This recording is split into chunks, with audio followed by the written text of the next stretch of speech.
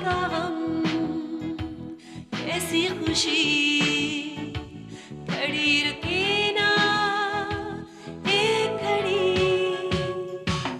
एक पल है जिंदगी, एक पल कुछ भी नहीं।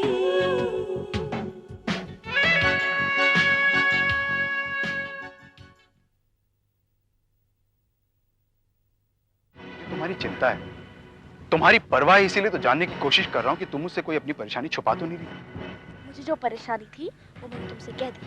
मदद मांगने आई तो तुमने अपनी ये पूछताछ चालू कर दी। ओके ओके बाबा ओके, मुझे यकीन हो गया। ठीक है, ये बताओ कि तुम्हारे हॉस्टल कब चलना है तुम्हारे वार्डन से मिलने? तुम चलोगे मेरे वार्डन से मिलने? ये पति का झूठा नाटक करोगे? Do I have a choice? No, you don't. जब किसी नशे की तलब इंसान के अंदर जोर मारती है ना, तो उसे न किसी की बातें सुनाई देती, न समझ में आती है। वो बिल्कुल बेबस हो जाता है। और इस वक्त करण का अंत देखने की तलब मेरे अंदर जोर मारी है और मैं अपने आप को रोक नहीं पा रहा। इतनी अच्छी तो है आंटी, और आप? मेरी दादी बनने की कोशिश मत करो। अब जो तुम कहोगी वो करूंगा क्या?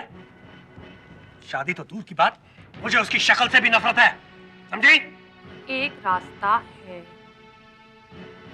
भद्र ग्रुप के जरिए मल्होत्रा इंडस्ट्रीज की कंपनीज को शेयर मार्केट में लाना पड़ेगा। आप जरा इस बारे में सोचिए।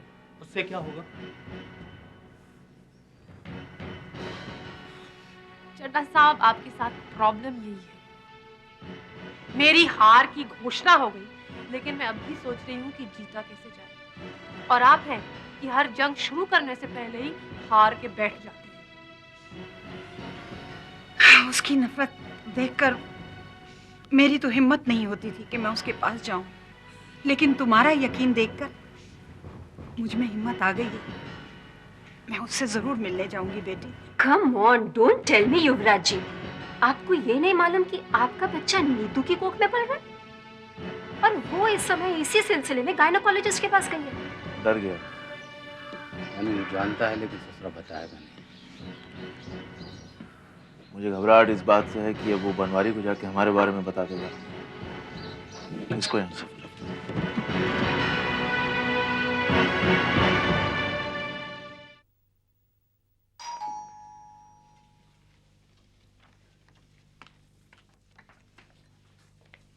आप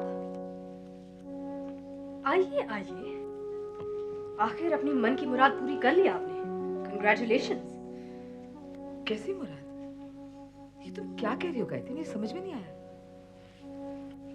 अब इतनी मॉडेस्ट भी मत बनिए। करण को फंसाने में तो कामयाब हो गई आप, तो मेरी मुबारकबाद भी कबूल कर लीजिए। ये कैसी बातें कर रही हो तुम? करण के साथ कुछ बुरा होकर मुझे अच्छा लगेगा? आप सिर्फ ऋषभ की माँ है, आपका सारा प्यार उसी के लिए रिजर्व्ड है। जबकि करण आपसे कहीं ज्यादा प्यार करता है, कहीं ज्यादा इज्जत करता है आपकी। हकीकत क्या है ये मेरा दिल ही जानता है। अगर मुझे उसकी परवाह नहीं होती तो क्या मैं यहाँ आती? हकीकत ये है कि आप यहाँ आए नहीं, आपको यहाँ भेजा गया है। ऋषभ ने आपको करण के बारे में पता करने के लिए यहाँ भेजा है। करण बेकसूर है, ये मैं जानती हूँ, मेरा दिल जानता है। और बहुत ही जल्द अदालत भी उसे बेकसूर साबित कर देगी। बहुत कुछ साबित हो चुका है रंजना देवी। ऋषभ ने पुलिस पर जोर डालकर करण का अरेस्ट वारंट जारी करवाया और अब पुलिस करण को सारे बॉम्बे में ढूंढ रही है। My God, अब क्या होगा? करण बेकसूर है और फिर भी फरार है। ऋषभ के पास कोई तो सच्चाई होगी जो उसकी गिरफ्तारी चाह रहा है। मैं भी कितनी अभागन हूं। दोनों मेरी औलाद है। इस कोख से जन्म दिया है मैंने दोनों को। आप ये नाटक बेकार में कर रही हैं रंजना देवी। आप ऋषभ से जाके कह दीजिएगा कि आपके इन आंसुओं का मुझ पर कोई असर नहीं हुआ। मैं आपको करण के बारे में कुछ नहीं बताऊंगी। इतना बड़ा आरोप अगर किसी और ने मुझ पे लगाया होता ना तो मैं बिल्कुल बर्दाश्त नहीं करती। लेकिन करण के लिए इतना प्यार देकर मैं तुझे कुछ भी नहीं कहूंगी। गायत्री, बेशक मुझे मत बता वो कहाँ है, लेकिन वो कैसा है तो बता दे। मैं आपको नहीं बताऊंगी।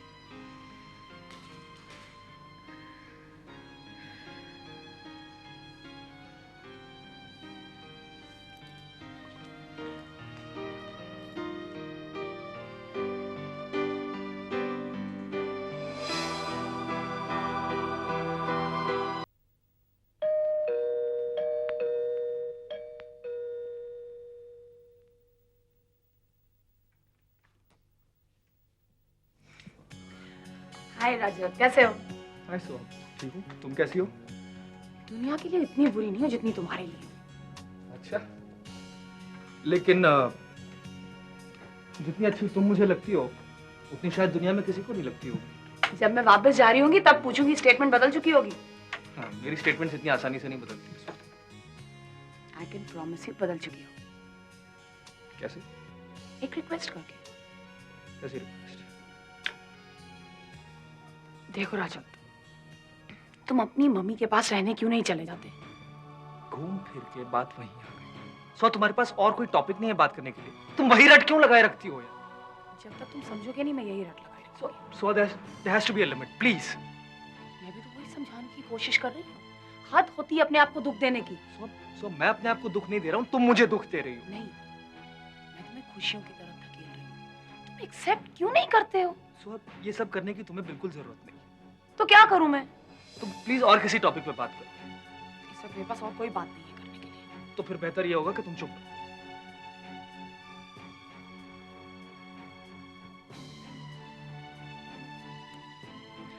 चुप रहने से तो अच्छा मैं घर ही चली जाती हूँ।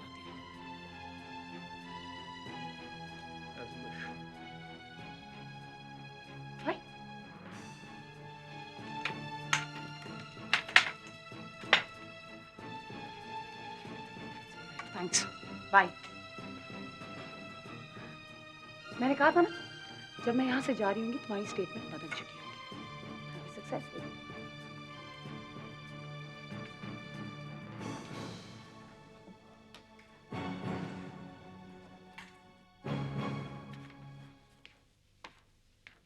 नमस्ते ऋषभ साहब। कोई अच्छी खबर है मेरे लिए? अच्छी खबर मतलब? मतलब करण सिंह का कुछ पता चला? तलाश जारी है, अब बैठिए तो। इंस्पेक्टर साहब, अगर मैं भी बैठ गया तो ये तलाश जारी की जारी रह जाएगी। हमारी कोशिशों में कोई कमी नहीं है। ऐसी तो क्या मैं ये समझूं कि आपकी काबिलियत में कोई कमी है? कमी कहीं भी नहीं है। हम करण को बहुत जल्द गिरफ्तार कर लेंगे, आप बेफिक्र रहिए। लेकिन आप बेफिक्र मत हो जाइएगा, क्योंकि ये वाकई फिक्र की बात है कि खेतरी जैसे छोटे से गांव में एक परदेसी को आप इतने दिनों से पकड़ नहीं पाए। हमसे जितना बन पा रहा है हम कर रहे हैं मिस्टर ऋषभ। हाँ इंस्पेक्टर साहब, अब मेरी समझ में ये बात आ रही है कि आप जितना कर पा रहे हैं आप उतना ही कर पाएंगे। अब जो कुछ भी करना है मुझे ही करना है।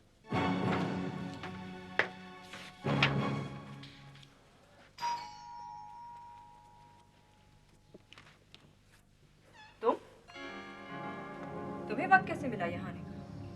दरवाजे पर खड़े होकर जवाब देने की आदत नहीं है। अंदर आ जाओ।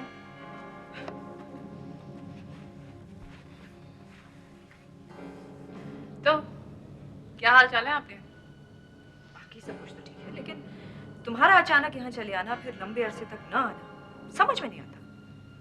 मेरी कामयाबी को अपने दिल से कबूल कर लो तो समझ में आ जाएगा। मैं शेयर मार्केट में इतनी बिजी हूँ कि 24 घंटे का दिन भी मेरे लिए छोटा रहता है। तुम अपनी सुनाओ, तुम क्या लेके बिजी हो? मैं तो बिल्कुल बिजी नहीं। 24 घंटे का दिन मुझे बहुत लंबा लगता है। अपनों की तरफ लापरवाही ना दिखाओ तो शायद इतना लंबा ना लगे। What do you mean? मुझे तो सबकी अच्छी खासी परवाह रहती है। Really? तो सोनू आजकल मेरे यहाँ इतना क्यों आने लगा है?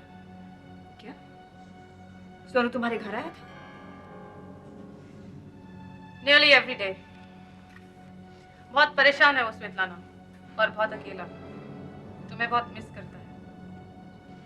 मैं भी हैरान थी कि वो तुम्हारे यहाँ आने के बजाय मेरे यहाँ क्यों आने लगा। लगा शायद मेरी तरह तुम्हें भी बिजनेस का जुनून चढ़ गया। नहीं देविका, वो जुनून वो शौक अब मेरे लिए पुरानी बातें हो गई। ममता भी पुरानी बात हो गई है। ऊब गई अपने बच्चों का दुलार कर कर। वरना कोई बच्चा अपनी माँ की गोद छोड़कर आंटी के आंचल में रोने क्यों आता? झूठ बोल रही हो तुम, और झूठ बोलकर ये साबित करना चाहती हूँ कि जो घर मैंने आबाद किया है वो टूट रहा है ना? स्वेतलाना, तुम्हारा घर आबाद हो या बर्बाद हो, मुझे इससे कोई मतलब नहीं है। नहीं देखना, ये तुम्हें कांटे की तरह चुभता है कि जिंदगी में मैं जो जो कर पाई हूँ तुमसे न हुआ है न होता दिखाई दे रहा है। तुम जिंदगी में एक फेलियर रही हो। अपनी इस चार दीवारी से बाहर निकलो, जरा सोसाइटी में कदम रखो, चारों तरफ मेरी कामयाबी के चर्चे सुनाई देंगे। पर तुम इतनी कामयाबी नहीं हो जितना तुम अपने आप को समझने लगे हो। और अब अपनी कामयाबी के झंडे बटोरिए और तशरीफ का टोकरा आउट। से बात करो तो जाओ ना, उन लोगों के बीच जाओ जो तुम्हारी इज्जत करते हैं, और आइंदा मेरे रिश्ते में जहर घोलने की कोशिश मत करना। Kumar, yes madam. या वो जो लॉ बुक मैंने रेफर करने दी थी, हाँ, उसके चैप्टर नंबर 12 में जो केस है, या प्रोसिक्यूशन के जो आर्ग्यूमेंट्स है वो जरा ले आना। Of course. I think it's on page number 245। ठीक है, देखता हूँ अभी। हाँ मैडम, ये रहा यहाँ पर। इसे पढ़ो कुमार। स्वेतलाना के खिलाफ इसकी बुनियाद पर हमारे आर्गुमेंट काफी स्ट्रांग हो सकती है। इसे अपने नोट्स में अंडरलाइन कर लेना और फाइनल ड्राफ्ट के वक्त मुझे रिमाइंड कर देना। कुमार, मैं तुम पर बहुत डिपेंड करती हूँ। Don't let me down. Yes, don't let her down. घर बार भूल कर यहाँ पे जितनी मेहनत करती है ना, इसका मकसद तुम जरूर पूरा करना। एक्सक्यूज मी, मुझे अपनी बहू से जरूरी बातें करनी है। आप जा सकते हैं। शर्म नहीं आती तुम्हें? किस बात पर? इसलिए घर से बाहर निकलने के लिए इतनी उतावली हो रही थी कि ऑफिस के बहाने आके अपनी मनमानी कर सके। पराए गैर मर्दों के हाथ पकड़ती है। हाँ, शर्म आती है इस बात पर कि आप मेरी सास हैं। शर्म इस बात पर आती है कि आप उस ऋषभ की माँ है जिसे मैं बहुत प्यार करती हूँ। Oh really? और सबसे शर्मनाक बात तो यह है कि आपके इतने ओछे इल्जामात लगाने के बावजूद भी जवाब में मैं सिर्फ अपनी जुबान चला रही हूँ। मेरे इल्जाम सही हैं। ये चीज तो खुद मैंने अपनी आंखों से देखी है। आंखें खराब हो गई हैं आपकी मम्मी, इसे चेक कराइए। अगर डॉक्टर कहता है कि आपकी आंखें ठीक है तो जरूर आपका दिमाग खराब हो गया है। अक्ल तुम्हें तुम्हारे ठिकाने लगाऊंगी, समझी? ओह मम्मी प्लीज, झगड़े करने के लिए घर है, वहां शाम को मुलाकात होगी। ये मेरा ऑफिस है। फिलहाल आप प्लीज अपना बीमार दिमाग लेकर यहाँ से चले जाइए। कुमार, या फिर कभी ना आने के लिए चले जाइए, वरना मुझे अपने असिस्टेंट के सामने मजबूरन आपसे बदतमीजी करनी पड़ेगी। शाम को मुलाकात होगी। Kumar. Yes madam. Bye bye. I don't believe this. I really don't.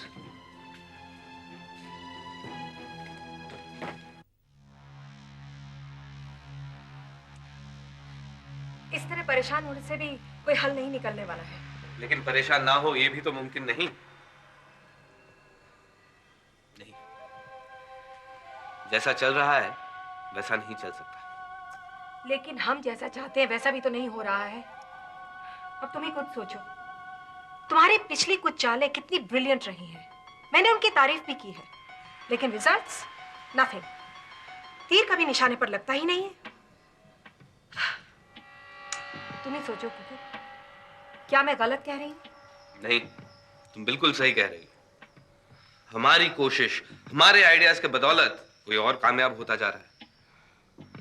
अब देखो, भद्रा ग्रुप ऑफ कंपनी शुरू करने का आइडिया तुम्हारा था। तुमने उस पर मेहनत की और हुआ क्या? किसी और ने आकर उस पर कब्जा कर लिया और अब वो हमारे कंट्रोल में होने के बजाय किसी और के कंट्रोल में है। कभी कभी ऐसा लगता है कि I.K. मल्होत्रा जैसी ही तकदीर हमारी भी है। History is repeating itself. अब देखो, मल्होत्रा इंडस्ट्री पर पहला हक I.K. मल्होत्रा का बनता था, मगर केशव मल्होत्रा ने हक जमा लिया। लेकिन अब हमारे साथ भले जो भी हो रहा हो, जो I.K. मल्होत्रा के साथ हुआ ना, मैं उसे हमारे साथ नहीं होने दूंगी। वो भी तो आखिरी दम तक कोशिश करते रहे, जैसे कि हम कर रहे हैं। अब छोड़ो भी I.K. मल्होत्रा की बात। लेकिन मैत्री, तुम्हें भी तो कभी कभी लगता होगा कि आई के मल्होत्रा भाड़ में गया आई के मल्होत्रा, समझे? Just shut up now. मैं तुमसे एक और वर्ड नहीं सुनना चाहती आज। तुम नाराज क्यों होती जा रही हो? मैं तो बस यूं कहना चाह रहा था।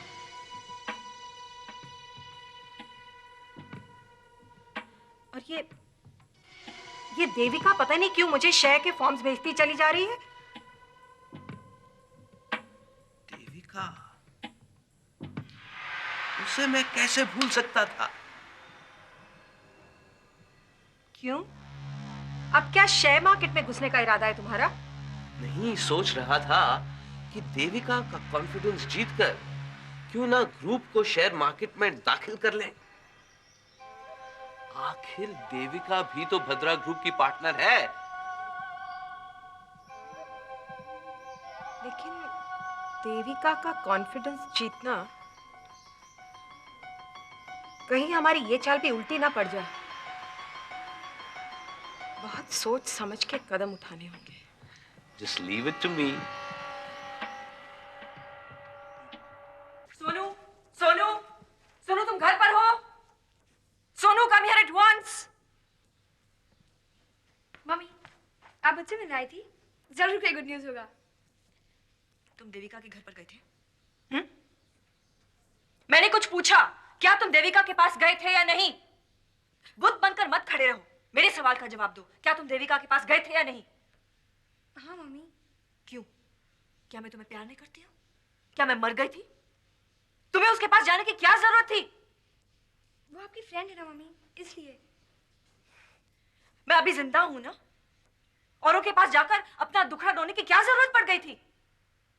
मम्मी, वो मेरी टीचर भी तो रह चुकी है ना, और आपकी फ्रेंड भी है, तो मैंने सोचा शायद आप उसकी बात मान जाए। कौन सी बात? सौरभ अंकल से शादी की बात। तो ये बात तुम्हें मुझसे आकर कहने चाहिए थी ना। मम्मी, आपसे तो मैंने कितनी बार कहा है, मगर आप सुनती कहाँ हैं? देखो, ये तुम क्यों चिल्ला रही हो मेरे बेटे पे?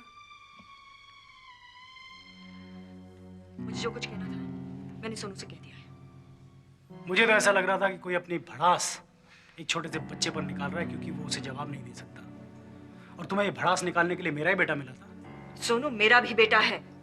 तेरे पास बहुत रिश्ते नाते हैं, अलग अलग पति, अलग अलग औलादें हैं। उन्हें जाकर डांट, उन्हें जाकर पाल।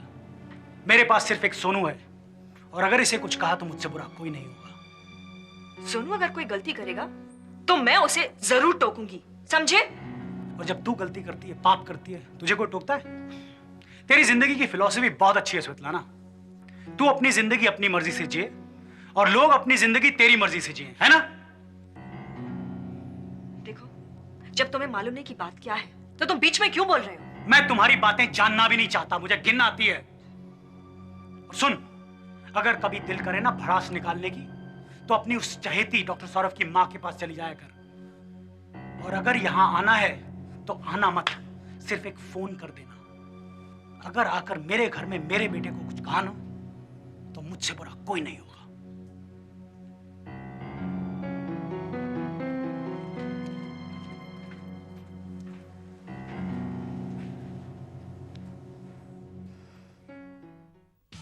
शादी